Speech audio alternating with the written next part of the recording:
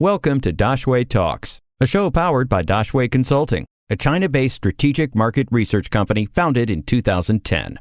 Hi, I'm Jason. I'm the creative director at Mobile Now, and at Mobile Now, we've been helping brands and businesses with their digital strategies, mobile, and lately it's been a lot of WeChat. How much more effort does it take to create a mini program with e-commerce functions? It really depends because, if we talk about e-commerce mini programs versus other types, there's so many different categories. I think much like, native apps, there's e-commerce, but there's also, you have apps like Facebook, you have apps like TikTok or Douyin, you have apps like, what is that? The meditation one. All categories, but it depends because with mini programs, you can also create mini programs that help you book a class. You can have mini programs that can help you, say, control a smart home or smart devices. So it can really depend. And also with e-commerce, there's varying sizes of sort of small, medium, large.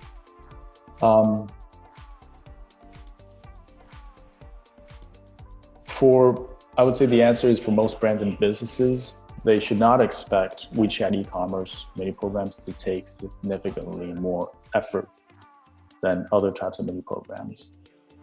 It is going to come down to how you portion the amount of work that you start with, because you can't start with very simple, homepage, product listings, product details, and then checkout payment. And there isn't a rule that says you have to launch with membership. You have to launch with full sort of refund and returns, right? So these are all things that there are temporary workarounds for.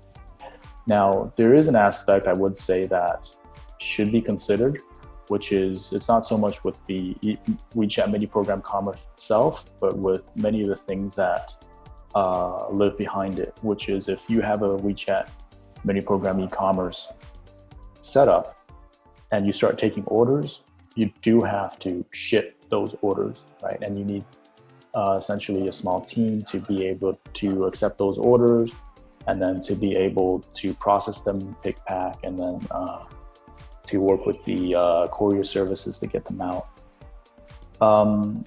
So that's probably the other part that I would call out and remind people on. But at the same time, for other non-e-commerce solutions, there is likely, similar aspect, right? If I'm running a online course or a course where you can shop online, it's still all that turns into essentially an online digital order, and that information has to be carried all the way to the actual physical classroom and the teacher itself, so the teacher knows that these are the people that are going to show up for the session. When consumers purchase products on your mini program, how much, if any, commission does WeChat take? What other costs are involved in setting up a mini program e-commerce shop? So I think going back to the three different categories we talk about, if we look at the three different categories of sort of off-the-shelf, made to measure, and then fully custom, it's going to vary a little bit for each of these. Typically for off-the-shelf, there is going to be a subscription fee, or a commission that is that is going to exist, whether it's for X amount transacted, say past a certain value threshold, or if it's monthly or annual. For made to measure, there may still be. And for full custom, it also depends on sort of the agreements that brands and businesses will have with their service providers. We've seen cases where brands and businesses will work with their service providers in an arrangement where it is a flat project fee, and then after that, there is no commission. There are also models where it is a mix, where there is a portion of a fixed fee and the other part is sort of a commission-based setup. And then typically with these, the service provider has a longer responsibility to maintain and continue to enhance the platform along with the brand and business together. So it does also depend on each of the individual brands and businesses and on where they are and how they would best like to operate and collaborate with their providers, and also sort of their short, medium, and long-term goals. So my recommendation is it is important to sort of understand and shop around and compare. But the other part is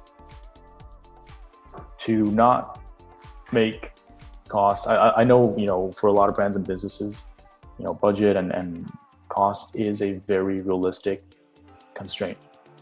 But sometimes, you may be talking to 2 or 3 different options and they're all within your price range. In that situation, it's also important to not purely fixate on the lowest price, but to also consider that the build quality and the execution, and in terms of performance, reliability, all of these factors will be different from one to the other.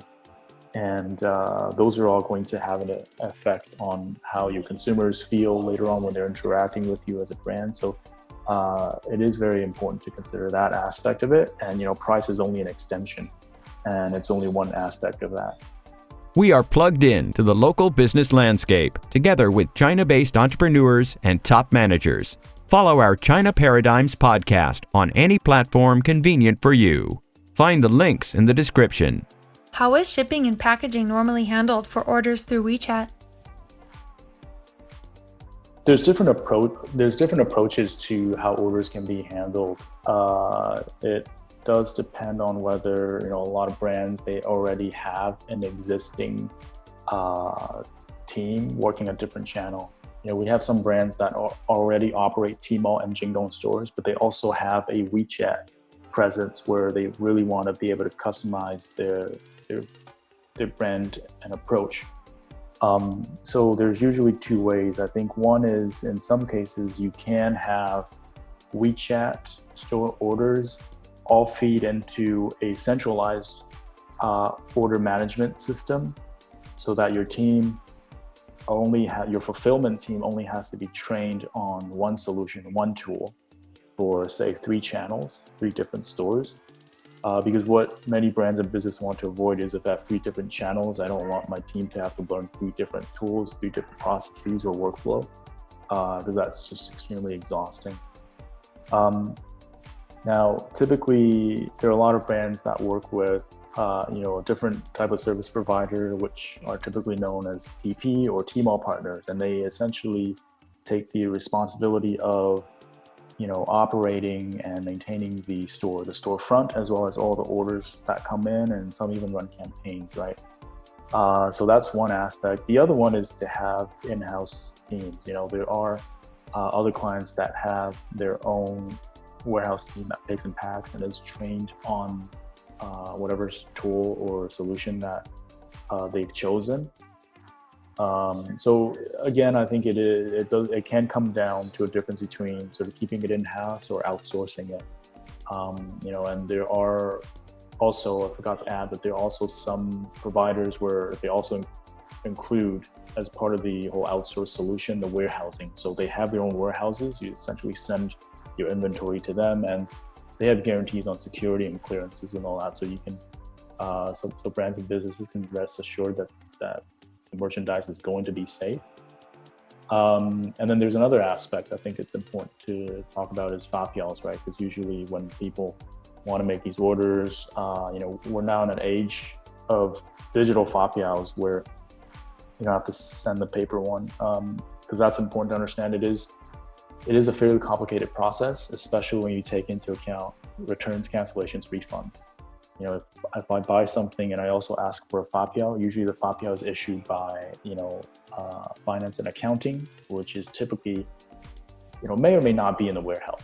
And then the warehouse sends the merchandise, and they can be together as one, or it can be separate, right? So in the case that I have to issue a return and a refund, then both of these have to come in, because a lot of paperwork has to be reconciled.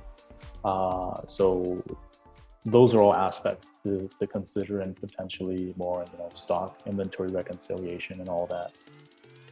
Let's look at a mini program e-commerce case study.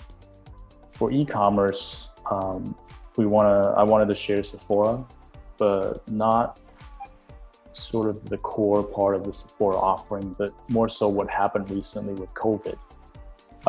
So what you're seeing now is the Sephora mini program. You have your homepage, you have your product detail pages, and you can add to cart and you can buy. And you have your categories, you have your brands, and you have your membership and loyalty, all fairly standard. But what's more important, I think, is COVID, right? I mean, we had this situation worldwide, especially in China. It meant that between the months of February and about May, a lot of people couldn't leave their homes. And what that meant at the time was, all the retail locations were pretty much dead and it was empty. Nobody was going to Sephora offline locations. But at the same time, people were stuck at home and they needed content. So what was done here, and we're actually seeing now sort of become very prevalent because of COVID, is the introduction and of live streaming, essentially having KOLs and sort of beauty specialists and advisors come on to talk about each product and sort of live demo it.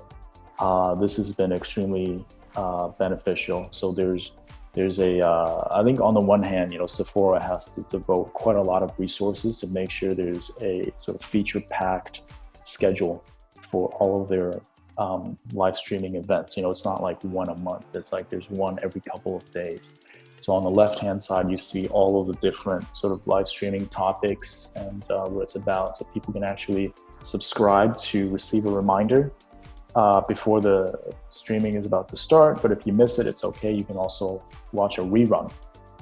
Now, when you're actually watching the live stream, it is a very social setup where people can comment and ask questions, and there's convenient links to products. So you can actually just press the basket and it shows a list of all the products that's actually being talked about right now. So you can directly press buy.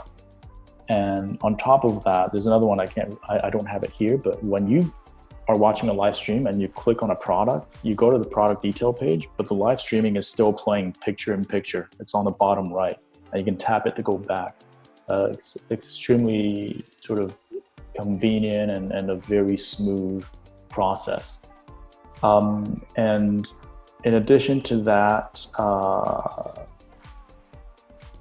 Sephora has also provided a QR code during these during these live streaming sessions. And these QR codes, they point to a separate WeChat group where you can have further Q&As with beauty advisors to ask more about the products and get sort of one-on-one feedback. So that this is the whole thing that sort of what was done sort of to huge success throughout this whole COVID situation, and it really reclaimed a lot of these potential revenues that would have been lost otherwise. Any questions? We will find an expert to answer them. Drop your questions in the comments or send us an email, dx@daxueconsulting.com.